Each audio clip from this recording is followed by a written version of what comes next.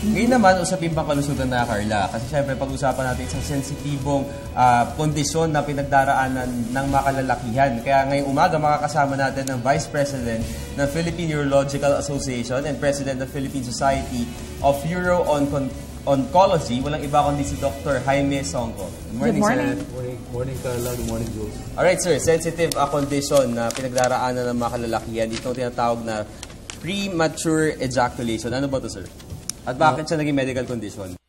Ang premature ejaculation simply means ito yung mga lalaki na maikli ang latency period na tinatawag to ejaculate, no? O yung madaling labasan, no? In Tagalog, shortly or right after penetration, or even sometimes in worst cases even before penetration. Okay. Ano po yung difference between premature ejaculation and erectile dysfunction? Okay. Premature ejaculation nowadays seems to be the most common sexual dysfunction among males. No, it affects about 30% of men, ranging from age of 20 to about 60. Ang premature ejaculation, yun na nga, yun yung technically speaking or strictly speaking, within or less than a minute before or shortly after penetration, nag-ejaculate ang lalaki. Okay. Ang erectile dysfunction naman, to differentiate, they have the inability to have a good erection.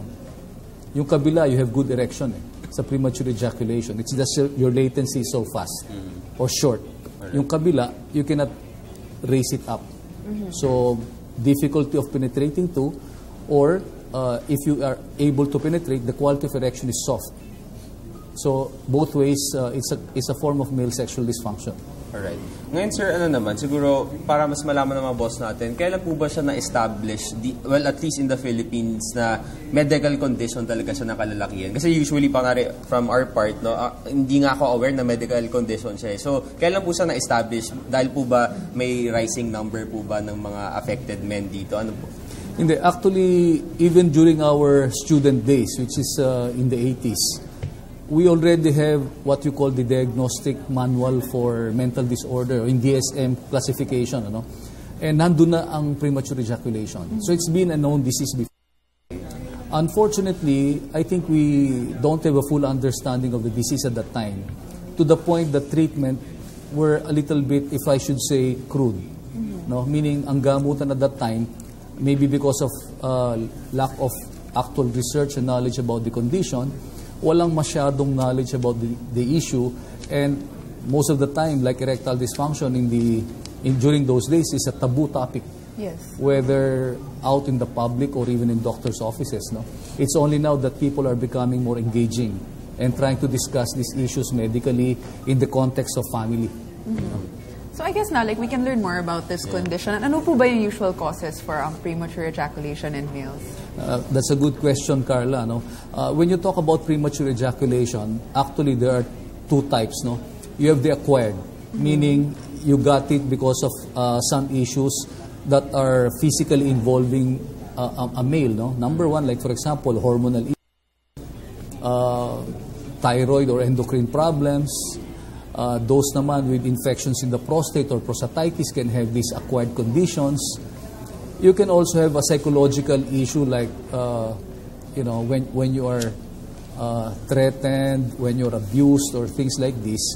And the lifelong naman, meaning those who are born with it. They were born with a certain component in the synaptic cleft of the body na kulang. Basically, the hormone serotonin. Mabilis mawala, which is actually the hormone that or the neurotransmitter that promotes or prolongs the ejaculation. Alright. Sir, meron kayang regular habits ang mga kalalakihan na possible na naging reason kaya po nagkakaroon ng condition na ganito? Wala naman. What do you mean by habits? Like sexual habits or? Yes, or even in day-to-day habits na pwedeng maging reason? Wala naman, kasi nga it's either you acquire it from these physiological conditions or psychological issues, or you have it when you were born.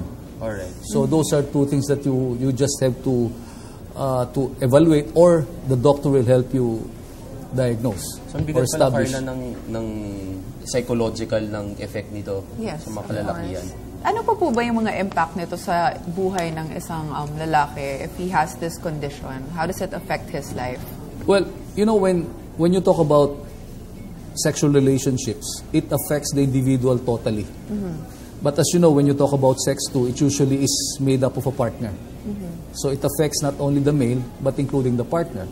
So when you don't develop a certain level of accomplishment or satisfaction in that level, it will affect you in general. No? You can have stress.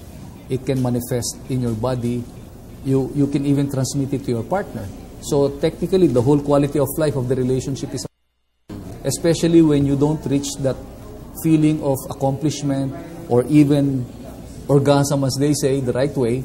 So when you don't achieve this the right or scientific, if you have to say it that way, then it affects your overall physical and relationship issues. Alright. Okay, sir. And Carla, no, since na-establish na natin siya bilang isang medical condition, ngayon, syempre, gusto malaman po ng mga boss po natin, paano natin siya makukure? Ano ba yung mga possible na mga solutions for this? First, I think is to find out whether you have this condition or not. So you have to establish the diagnosis. You may have an inkling, okay, about the condition since you're the one who's experiencing this one, or even your partner can probably help you with the aid of educational issues like media, reading materials. And then finally, I think you have to seek consultation. Kasi the consultation alone will help you distinguish what sexual dysfunction do you have. Is it really premature ejaculation? If it is it acquired or a lifelong thing? Or you have erectile dysfunction, as Carla said. So these are two conditions probably, or other forms of sexual dysfunction that you have to discuss with your doctor. Ngayon po ba, kasi you mentioned earlier na back in the day, parang taboo talaga yung topic na ito. And ngayon parang we're more open-minded about it. Pero Yes. do more men come to your office telling you about having this condition? Kasi diba parang at the same time, medyo meron rin siyang blow to the ego, especially if you don't know na talagang medical condition That's pala right. ito. That's a very good issue, no? As you know, there's a huge barrier that we have to surpass, especially when talking about sexual issues. As you can see, our society is not, I think, really ready to embrace these things, no? And if you look back during the time of before the launch of the drugs for dysfunction, it was so hard for us to establish the diagnosis too, because not all men would be upfront, go to you and tell you, Doc, may problema akong ganito, no? But eventually, like what Carla said, no, we're now more engaging. A lot of men are now more open, and because of this media thing and the reading materials that they are now able to distinguish what do they have. And maybe they also want to accomplish or reach that satisfaction or level of relationship that they want with their partners. So, true, we have not really maximized the exposure in terms of exposure, but we have a share of patients who are really coming to our clinics to open up. But most of the time, I think it would be upon the doctors to initiate, you know, to ask the patients to dig, aside from, of course, looking at your other conditions, like we deal with the kidney, the prostate, the bladder, and everything. But part of the job is to look at the sexual history. Yes. And so from there, we can probably start the ball rolling and make the patient comfortable to discuss, or even with the partner, on what the real problem is, so we can help them solve the issue. Okay. Sir, aside from, of course, yung mga data nga na sinasabi niyo, or even na mas naging open na yung mga kalalakihan ngayon hinggil dito sa issue na to, may initiatives po ba yung office niyo po para syempre mas palawigin po yung awareness level tungkol sa sakit na to? Actually, that's a good question, Jules, because right now, we've tied up with some pharmaceutical companies like Menarini, who will be actually be launching this product soon.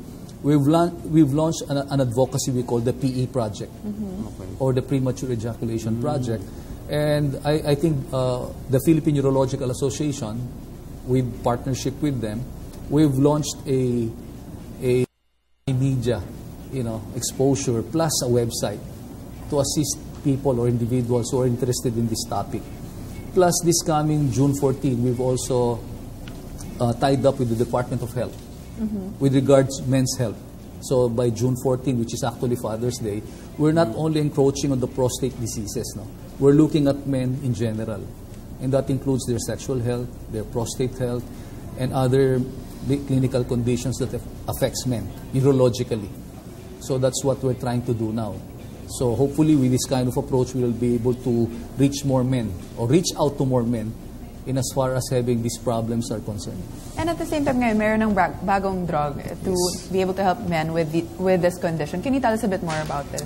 Well, again, Carla, that's a good, because going back to the olden days, the treatment for PE is very, very crude. No, we have the desensitization technique, we have the withdraw and pinch technique. These are written in the Masters and Johnson textbooks. And then we also use they use also topical anesthetics, which actually are not really ideal since it will also anesthetize the partner. We have the SSRIs or the antidepressants that are being used off-label, meaning it's not really for that purpose but actually to get the adverse event. Now, they're launching a new drug that is on a day-to-day basis, meaning you only use it when you need it. Okay. On demand. And it works fast. 1 to 3 hours before an activity, you can take it. It's fast-acting, short half-life, so you achieve what you want. Yes.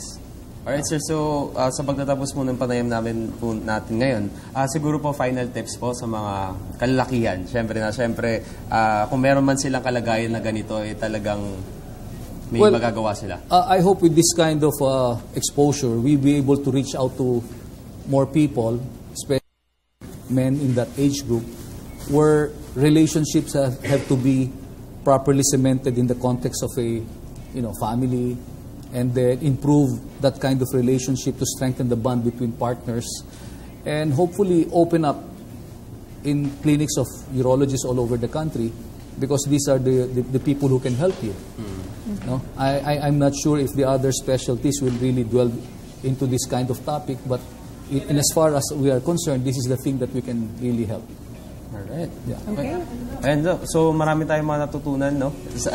Lalo na Carla, kasi of course from my part din, akala ko hindi siya medical condition before. So sana marami natutunan yung mga boss natin. Kaya muli, nakasama natin ang Vice President of the Philippine Urological Association and President of the Philippine Society of Uro-Oncology. Walang iba kundi si Dr. Jaime Songco. Thank you so much. Thank you so much. Thank you.